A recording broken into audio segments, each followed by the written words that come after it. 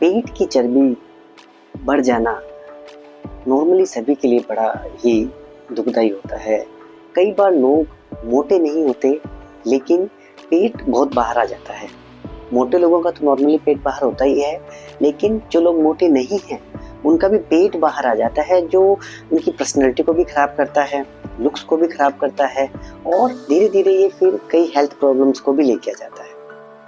आज मैं आपको एक ऐसा अभ्यास बताऊंगा जो सिर्फ एक सिंगल होता है, जो आपकी पेट की चर्बी को मक्खन की तरह पिघलाएगा। और अगर आपने नियमितता रखी उसमें बेसिक स्ट्रेचिंग्स एंड ऑल और बेसिक डाइट को अगर अच्छे से फॉलो किया तो 15 दिनों में ही आपको बहुत अच्छा रिजल्ट मिलेगा। सिर्फ एक अभ्यास, उसको अच्छे से करना है। क्या कौन सा है ये अभ्यास, कैसे करते हैं, तो वीडियो को पूरा अच्छे से देखना है, समझना है, जानना है और सब्सक्राइब जरूर करें, ताकि इसी प्रकार मैं आपको योग से जो प्रैक्टिस है उसको साइंटिफिकली अच्छे से समझा सकूं और आपके सामने प्रस्तुत कर सकूं।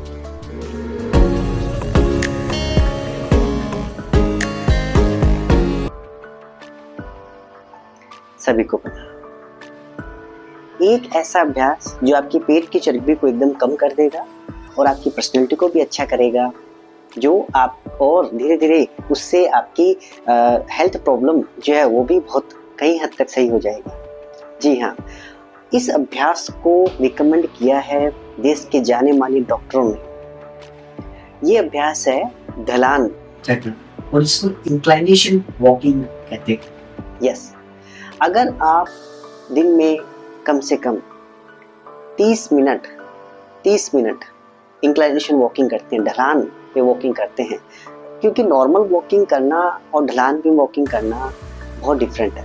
ढलान में वॉकिंग करना बहुत यू कैन से कि टाइट हो जाता है, हमारी बॉडी के लिए थोड़ा सा प्रॉब्लमेटिक हो जाता है। नॉर्मल वॉकिंग हम कर ही रहे हैं, लेकिन ढलान वाली जो वॉकिंग है हमारे लिए थोड़ी सी दुखदाई हो सकती है। लेकिन ये प्रैक्टिस से आपकी जांघ की जो मसल्स है वो स्ट्रॉन्ग हो रही है, आपकी स्टमक की मसल्स उस पर भी प्रभाव पड़ रहा है, कोर मसल्स जिसको हम कहते हैं उस पर भी प्रभाव पड़ रहा है, प्रेशर पड़ रहा है, तो स्टमक जो है धीरे धीरे कम होने लगता है। हिप्स की मसल्स वो स्ट्रॉन्ग होने लगती है, तो यहाँ पे अगर एक्स्ट्रा फैट है तो वो भी कम होने लगता है। इससे इसका ये बहुत अच्छा फायदा है। इससे क्या होता है, इससे हमारी मेटाबॉलिक रेट जो है वो तेज होती है, जो फैट बर्न का काम करती है, जिससे हमारा फैट अंदर से धीरे धीरे कम होने लगता है। 2-3 चीज़ें इसके अंदर है जो बहुत ज़रूरी है ध्यान रखना। पहली, जो एकदम बिगिनर्स हैं उनको धीरे धीरे शुरू करना है। ऐसा नहीं कि आप एक साथ ही लग गए, दूसरे दिन पर आप हिल भी नहीं पाओगे, क्योंकि आपके थाइज, आपके पैर बहुत ज़्यादा जो है पेन करने लगेंगे, सोरनेस आने लगेगी। धीरे धीरे से शुरू करना है। इनिशियली 2 किलोमीटर या 1 किलोमीटर, और ज़्यादा ऊपर वाली ढलान से ना स्टार्ट करके थोड़ी नीचे वाली ढलान से स्टार्ट किया। स्ट्रेंथ आने दीजिए अपने पैरों में। धीरे धीरे जितनी स्ट्रेंथ बढ़ेगी उस हिसाब से आप ढलान, जितनी ऊपर की ढलान है उसको भी आप ले सकते हैं, जैसे जैसे स्ट्रेंथ बढ़ती है। तो हल्के से स्टार्ट करना है और फिर हमें आगे आगे प्रोग्रेस पे चलते रहना है। तो इसके साथ, प्रैक्टिस के साथ आपको 2-3 चीज़ें और भी हैं। प्रैक्टिस के बाद कुछ हल्की फुल्की स्ट्रेचेज, जैसे नेक वाली स्ट्रेच, शोल्डर्स एंड ऑल, ये स्ट्रेचेज, हल्की फुल्की stretches, and very important diet को फॉलो करना है। डाइट में क्या करना है, एकदम बेसिक डाइट के बारे में ही मैं आपको बताऊंगा। बेसिक डाइट के अंदर क्या है, रात को खाना एकदम कम से कम करना है, हो सके तो आप बंद ही कर दीजिए। अगर आप अराउंड 35 to 40 प्लस हैं तो उसमें आपको खाना जो है एकदम कम से कम करना है। हफ्ते में कम से कम 3 दिन तो खाना ही नहीं है रात को, और 4 दिन आप अगर खाएं तो एकदम लाइट खाएं, क्योंकि रात वाला खाना he is main culprit behind the fat, तो उसको हमें कम से कम करना है। ज़्यादा से ज़्यादा प्रोटीन वाला खाना खाएं। मॉर्निंग वाला जो खाना है वो इम्पोर्टेंट खाना होता है, तो उसमें आपको ज़्यादा से ज़्यादा अपनी बॉडी में प्रोटीन लेना है। प्रोटीन का क्या काम होता है, प्रोटीन हमारी बॉडी में देर से पचता है, तो इससे हमें भूख भी नहीं लगती। दूसरा, जब हम प्रैक्टिस करते हैं तो हमारी बॉडी जो है, हमारी मसल जो है ब्रेक होती है, उनको रिपेयर का काम भी प्रोटीन करता है। और तीसरा, एक्स्ट्रा जो फैट ऐड है उससे प्रोटीन जो है डाइजेस्ट होता है, तो प्रोटीन ज़्यादा से ज़्यादा बॉडी में जाएगा तो आपका फैट भी बर्न होगा। तो प्रोटीन वाला खाना ज़्यादा से ज़्यादा ऐड कीजिए, कैलोरीज कम से कम कीजिए।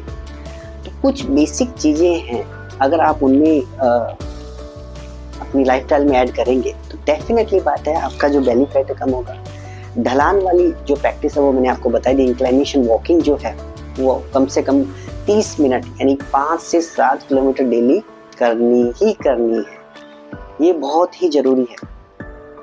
ये कुछ लाइफस्टाइल चेंजेस है जो मैंने आपको बताए, इसको अगर आप कर लेते हैं तो मैं कह रहा हूँ कि घंटों जिम में पसीना बहाना कोई मतलब नहीं है। कोई हार्ड डाइट आप फॉलो कर रहे हैं वो भी नहीं करनी पड़ेगी, बस आप इसको फॉलो कर लीजिए। पहली चीज़ इंक्लाइनेशन वॉकिंग धीरे धीरे से शुरू करनी है, धीरे धीरे से प्रोग्रेस करनी है। Know your limit, go beyond your limit, ये फॉर्मूला अपनाना है। पहले अपनी लिमिट को जानना है, देन धीरे धीरे अपनी लिमिट से परे भी जाना है, बियॉन्ड योर लिमिट। दूसरा, बेसिक्स जो डाइट है उसको अच्छे से फॉलो करना है, बढ़िया से क्या खाना है क्या नहीं खाना, सिलेक्टिव रहना है। रात को कम से कम खाना है, सुबह खाना है तो उसमें प्रोटीन ज़्यादा रहना चाहिए, ये आपको देखना है। और तीसरी चीज़, लाइफस्टाइल ओवरऑल जो है उसमें भी आपको बदलाव रखना है।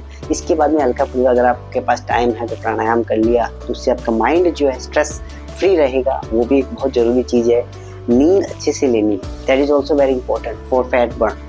अगर आपकी नींद अच्छे से नहीं हो रही है तो वो भी एक रीज़न होता है कि आप मोटे हो रहे हैं। तो नींद को अच्छे से लेना है, उससे बिल्कुल कॉम्प्रोमाइज़ नहीं करना है। कम से कम 7-8 घंटे की नींद तो होनी ही चाहिए, 7 आवर्स इज मस्ट। तो ये आपको देखना है।